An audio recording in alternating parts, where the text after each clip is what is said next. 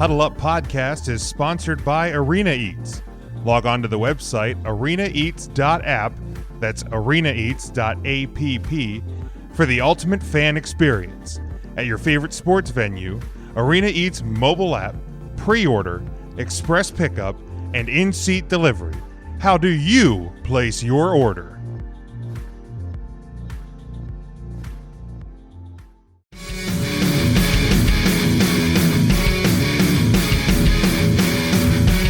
We're going to jump to our college football predictions for the week.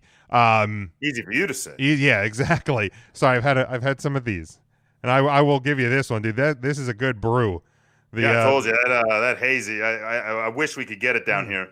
If anybody out there, big fan, follow me at Sean Shine State. Hit me up on there. Let me know if you can ship a couple down. Yeah, we'll maybe make a trade. I got some Sunshine Cities. We got some of these. We can send you some lovely IPAs. Make a nice trade for it. But anyway, let's kick it off. Looking at the records last week, Sean, I had a 3-0 perfect week in college football, putting me congratulations, at 28-19. You were 2-1. You are now 31-16. So I picked out let's see here, 1, 2, 3, 8 of the championship games this weekend. So a big week. Hopefully they all. Hopefully they all get in. But we'll start with the MAC. Some action on a Friday night, 7:30 on ESPN. Ball State 5-1 taking on Buffalo, who is 5-0 in a 13.5 point favorite. 66.5 is your number on this one. I like Buffalo. They got that running back that is maybe one of the most talented running backs college football this year. So I like Buffalo to cover the 13.5 and pick up the win. I'm going to go over just because I like points in action. Yeah, I mean, that kid's fun to watch. I hope people are tuning into this game. I think it could be a pretty fun one. Ball State has put up points, so I think you're spot on with the over. My only fear would be that Buffalo's defense plays as well as they have in a couple of their matchups and kind of holds things down. But, I mean, Ball State's coming in hot. Their only loss was in the very first week to Miami of Ohio by a touchdown. And they haven't looked back. I think this is going to be a very good game. But I'm with you. I'm going to take Buffalo. Guy on a Buffalo. High scoring Route 2. And I'm kind of surprised this number is only at 66. Yeah, that concerns me because I feel like it's making me want to take the over. But the good thing is we don't keep track of that anyway. So I'll just keep pushing that over all day. Yeah. Those don't matter. Then we go to the Pac-12. This one Friday night, 8 o'clock on Fox. Oregon 3-2 again. They're in here because Washington unable to play due to COVID against number 13 USC 5-0. 3.5 point home favorite. This game being played at the Coliseum. 62 is your over/under on this one. You know, I'm still not sold on this USC team. Like I said, they have a weak resume in a weak conference. Oregon has disappointed all year, but I think they're going to end the Pac-12 season on a high note. I think they may not win this game, but I'm going to take them to cover. I think it's going to be maybe only just a field goal victory in this one, but I wouldn't be shocked if Oregon pulls the upset. And I'm actually going to go under. I don't have a whole lot of faith in either of these offenses, which feels really weird to say in a Pac-12 game. Yeah, I mean, I was pretty high on Oregon coming into the season. I mean, about as high as I could be with a Pac-12 team. I thought maybe if they could get all the games in and win them all like I thought they would, they could be one of those teams sitting there where Iowa State is trying to sneak in here. What a disappointment. And I think the big thing for them is they've been able to put up points, but the one thing I thought they had an edge in the Pac-12 was that their defense was just better than everyone else's. And their defenses looked like a sieve. So I don't really know what to expect here. And with only do you have it at 3? I'm showing 3. I had a 3.5. All right. So you got the hook. All right. I don't buy USC 100% either, but I'm going to take them. I just all the heart side of me says it's going to be Oregon's day. Kind of a free chance to play for a title in the Pac-12. Kind of take the title you thought you would and kind of ruin somebody else's day. But I'm just not seeing it. I'm not seeing it on the resume. I'm not seeing it on the stat sheets where I want to. And as good as Oregon, their offense has looked, USC's been putting up a good bit of points too. Kept up with UCLA in a kind of an offensive slugfest, and I think that's pretty much what you're going to see here. I take USC to win and cover that 3.5. And give me the over all day. Very good. All right, then we go to Saturday at noon on Fox. It is the Big Ten Championship, number 14 Northwestern, 6-1. They are taking on, of course, with the amended Big Ten rules and regulations for this season, the number 4 Ohio State Buckeyes, who are 5-0 and a 20.5 point favorite. 58.5 is your number on this one. I think Ohio State wins this game. Like I said, I think they are one of the the best 4 teams in this country. But that said, they haven't overly convinced me. Their schedule has been weak.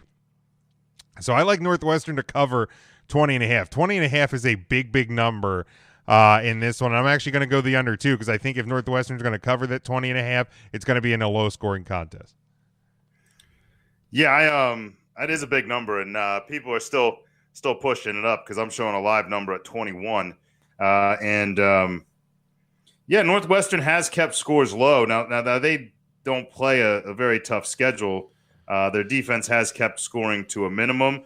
It has not been tested like Ohio State has.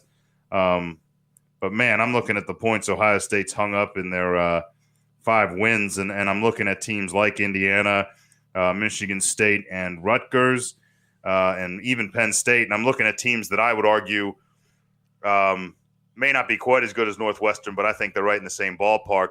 I'm going to take Ohio State to put the exclamation on. I think Urban Meyer, I think that the whole program there is probably a little bit insulted that people like you and me are starting to question whether they belong in that top 4. And just in case some other crazy things happen, they need to put a statement on this game. I predicted it before, and I was wrong. They did not put the statement on thing. But I think they cover this one. I think they find ways to score where other teams didn't, and I think Northwestern's offense has a hard time keeping up. And I'm going to take the over only because at that 57.5 number, I got Ohio State putting up 2/3 of it. All right, then we go to the Big 12. Number 10, Oklahoma. They are 7-2 and a 5.5 point favorite against number 6 Iowa, who are 8-2. 58.5 is your number on this one. This is at noon on ABC this coming Saturday. I don't really know how I feel about Iowa State being put at number 6 in this week's college football playoff rankings. They were 7 last week. Florida lost, so I guess by default they had to move up. I don't necessarily believe that they are truly one of the 6 best teams in this country, but it's a weird year, and here we are. That said, I think Oklahoma's been clicking ever since some of those early losses, so I like Oklahoma to cover the 5.5. I think they're going to win this game fairly easily, and we know the rules and standards of the Big 12. It's going to be the over. Oh yeah, you said Big 12. I just heard over. So yeah, we're going to take the over again. Seems to be a pretty big trend going on my picks here. I don't know. I've always liked Iowa State, but I've always liked them kind of more as a spoiler. I always liked them kind of more as the sneaky team that beats a team late, kind of knocks them out of this game. I don't know how I feel about them being where they are. If you're thinking about betting them, that week 1 loss to Louisiana Lafayette's got to be a little bit concerning to you. It wasn't close. It was a 31-14 loss to Louisiana Lafayette. Caught you by surprise. And not a lot else that I've seen that has really impressed me. I'm with you. I think Oklahoma's rolling. I think you're finally seeing some statistics that would they have gotten it rolling right away. You might be talking about some Heisman candidates out of there. I'm going to take Oklahoma to roll with you. I'm going to take the over. We're going to agree on this one. And we'll both get our original pick of Oklahoma out of the Big 12 correct. Sure will. The good news is they won't be challenging for a top 4 spot. They will not. Then we go to the Sun Belt. Number 19, Louisiana, 9-1. At number 12, Coastal Carolina, 11-0. 4-point home favorite in this one. 55 is your over-under. 330 on ESPN. Yeah, this is a fun game. I think all eyes have kind of been on this one. We knew this was going to be the championship game of this conference, but I have no reason to believe that the Chanticleers aren't going to win this game. You have the mullets, you have the crazy mascot, you have the fans, you just have this energy with this team, and you have a teal field. So Coastal Carolina all the way. Give me they're going to cover and win in this one, and I'm going to take the over as well. Yeah, this is dynamite. You got a team named the Raging Cajuns against the mullet toting, having fun Southern Boys Chanticleers team. You tell me we were going to have a championship weekend ranked matchup between teams called the Chanticleers and the Raging Cajuns, and I'd have probably laughed in your face. I'd have thought it was like a fast food chain battle between like Popeyes and someone else. But we're just fortunate enough to get to see this one happen. I like Louisiana Lafayette. I just pointed out they beat an Iowa State team who currently sitting just outside your top four.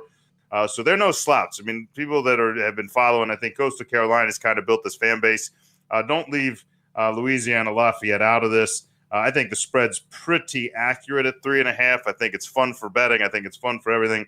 I'm going to take the mullets too, just because it's the more fun play here. But I would not be surprised if we both got this one wrong.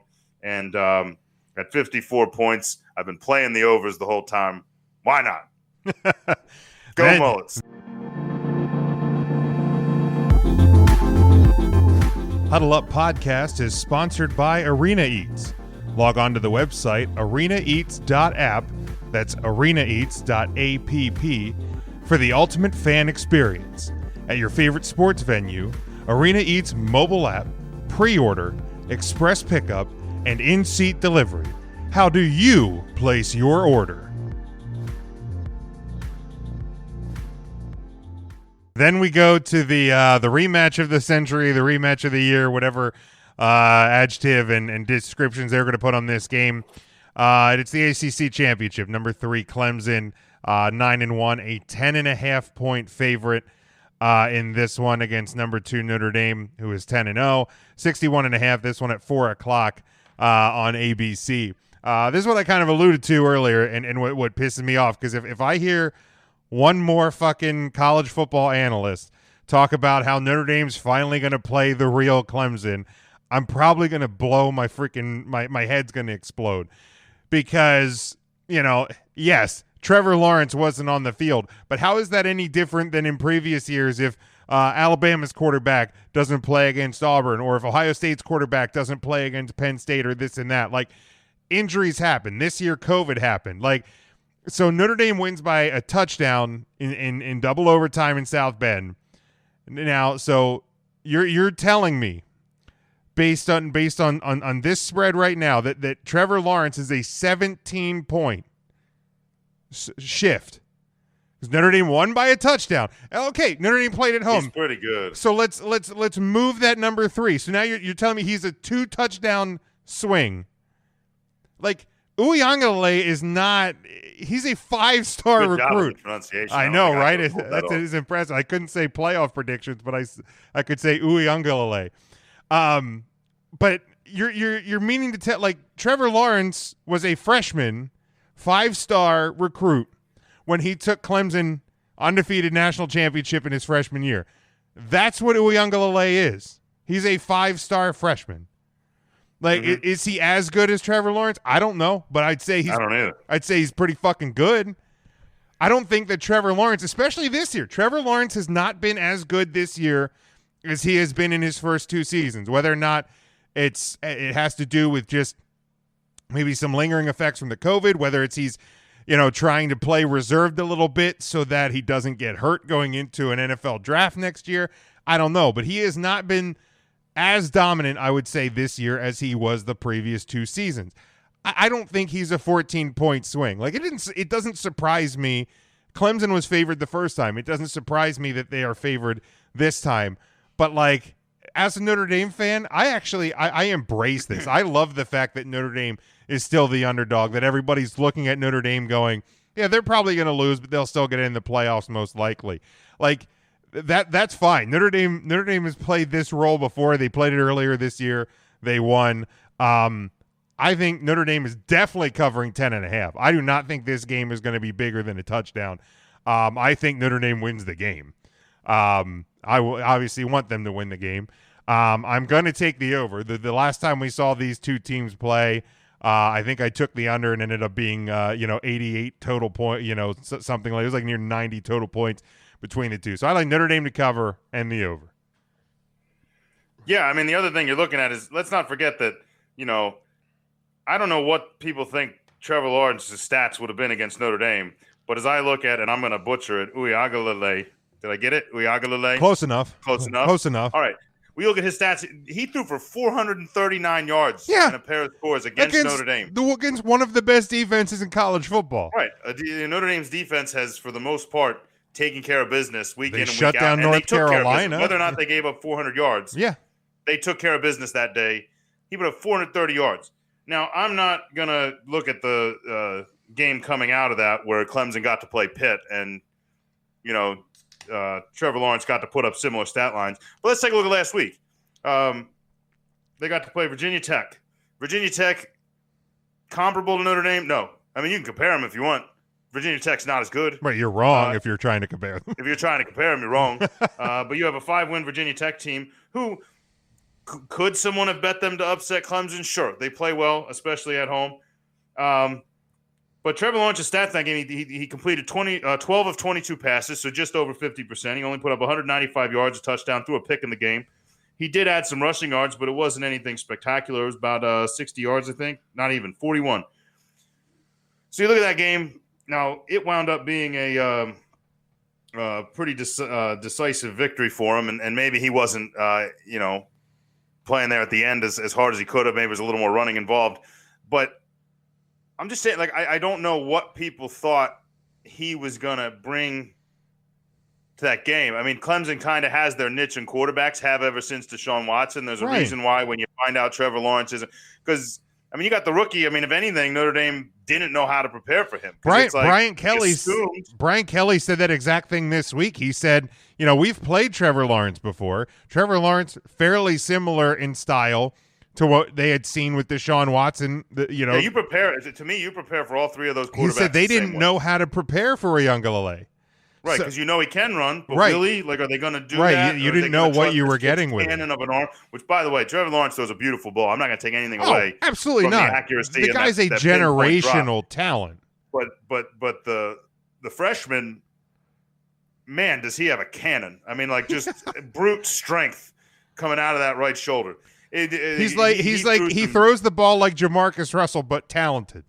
But to somebody. But accurately. Yeah.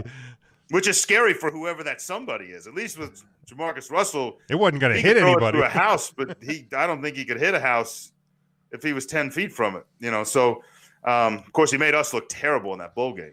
Well, yeah, we kind of were.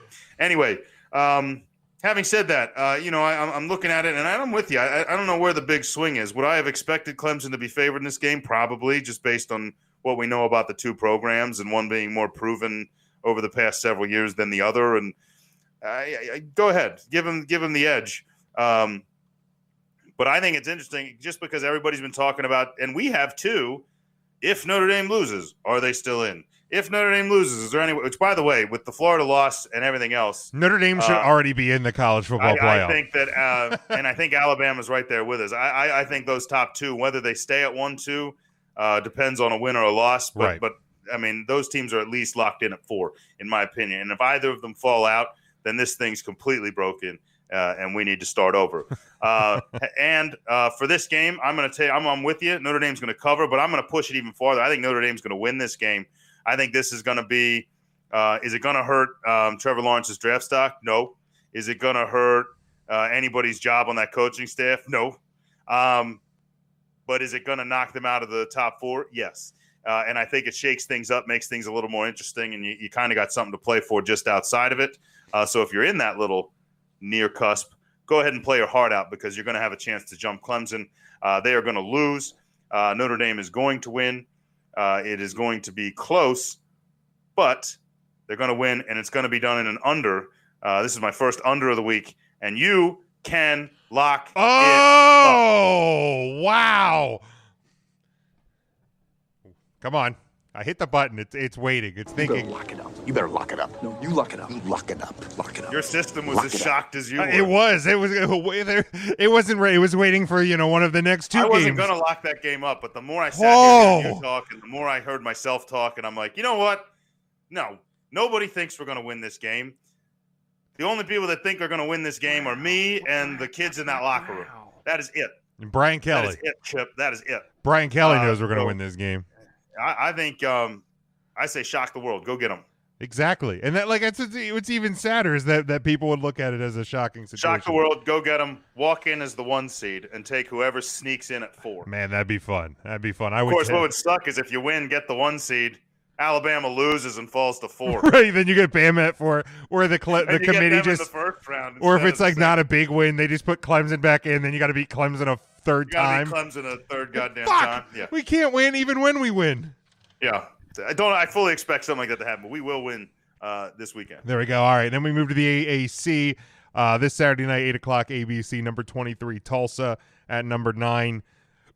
Cincinnati, 14.5 point home favorite, 47 is your number.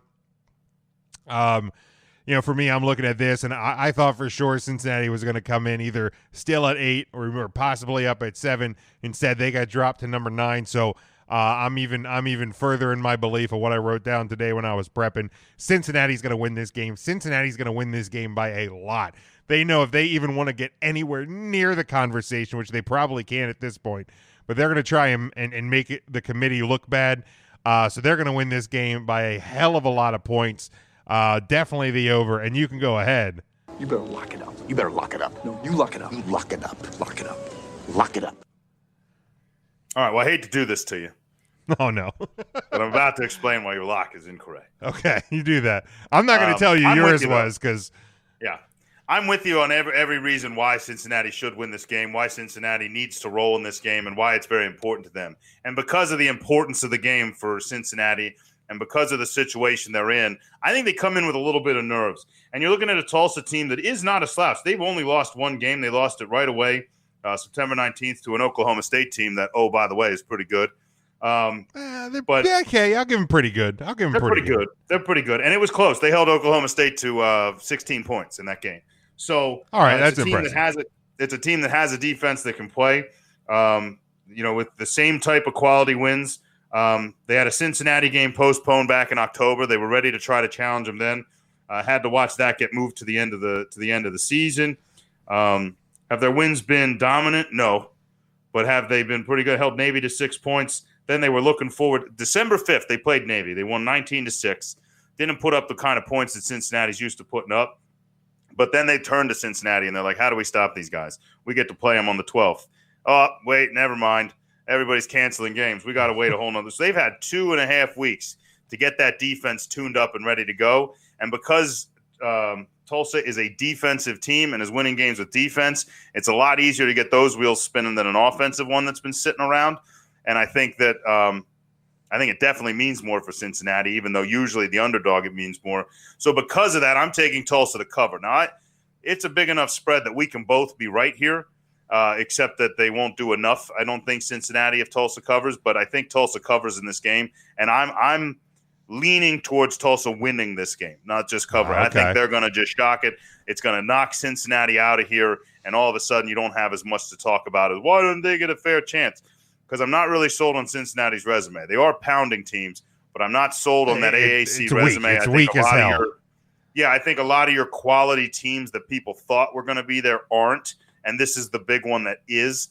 So I think it kind of catches them by surprise. They're going to find themselves at the very least in a low-scoring game. So if you're looking at it, bet the under, and that's my take on that. So I wish you the best on your lock. But I think it's going to be closer than you think. Yeah, I think it might hurt Cincinnati's resume in the long run too. That they wanted to get like a BYU game on the schedule and they just weren't able to make it happen. And I think it was because maybe some of their own COVID cases. Then finally, we close out the championship weekend Saturday night, 8 o'clock on CBS. It is a game that doesn't look quite as illustrious as it did a week ago. It is number 1 Alabama 10-0, a 17-point favorite against number 7 Florida, who is 8-2. 74 is your over/under on this one. 74 points, the highest of the over-unders for this for the championship weekend. Look, Alabama, I think they're licking their chops after seeing, whether or not Florida was looking ahead or whatever. I think Alabama's watching that film and they're just learning every bit of what they can do to dismantle this Florida team. Florida also gets a little hot under the collar. We saw it with the shoe throw. I mean, the absolute dumbest thing I've seen in a long time. So I think Bama's going to win. I think Bama's going to cover the 17. I don't think Florida stands much of a chance. And Nick Saban, and not that Alabama, I agree with what you said earlier. I think Alabama and Notre Dame are basically locked into a playoff berth. Whether or not they're the 1 or 2 seed is irrelevant. But I think Alabama, they just want to go out and just prove they are who they are. Once again, they're going to win and they're going to cover. And I'm going to take the under here because I think that Alabama is going to shut down Florida's offense. I don't know how many points Alabama is going to score, but I think they're going to disrupt Florida enough like LSU did early on. Now LSU let up. Alabama's not going to let up. Well, I mean, I think stopping the offense is the big key here. I think there's 2 reasons why Alabama's going to try to. One is obviously to win the game and shut that offense down, knowing full well Florida's defense is definitely their weakness. So if you can score and obviously they don't score, that's pretty simple. But it's a lot simpler on paper. I think the other reason they're going to try to shut it down is because they're going to try to help their quarterback. This is kind of your Heisman shootout here. I think your Heisman is down, in my opinion, to 2 candidates. You can talk all you want about running backs in the Midwest or anything else. I think it's between Jones and Trask, assuming that both of them don't completely crap themselves here in the next couple of weeks while other people shine. It's definitely theirs to win. So this is kind of a fun one. Because of that and the fact that somehow the game got more important for Florida. I didn't think it could get more important. Somehow this game became more important for Florida. So I think they're going to come out firing, and I like everything I see from that kid. You talk about a Russell Wilson-esque deep ball. Trask throws a golden one. I don't know if I'd like to see him and Lawrence stand side by side. I think Trask has better arm strength, and I think he's able to kind of hit guys in stride a little. Just reminds me of Russell Wilson.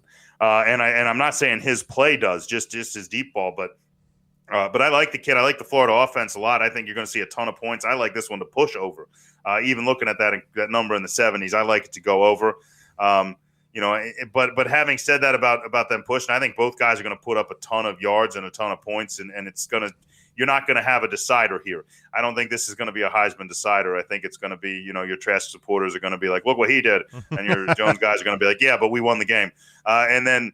It's going to be this whole argument, but I like Bama to win here just because of the lack of defense on the Florida side. I think you don't get as many successful stops as Alabama does, and I think I think it's going to be a cover. I'm with you. I like Alabama to cover, but I think it's going to be a lot of points, and I think it's going to push well into the 80s or 90s. It's ridiculous. This was once the conference of defense. Ridiculous that we were told time and time again that this was the conference of defense, and it just isn't ridiculous. Isn't the case anymore. But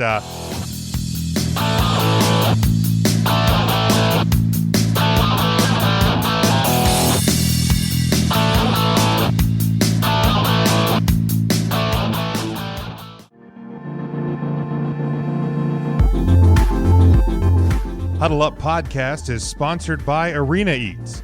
Log on to the website arenaeats.app, that's arenaeats.app, for the ultimate fan experience. At your favorite sports venue, Arena Eats mobile app, pre-order, express pickup, and in-seat delivery. How do you place your order?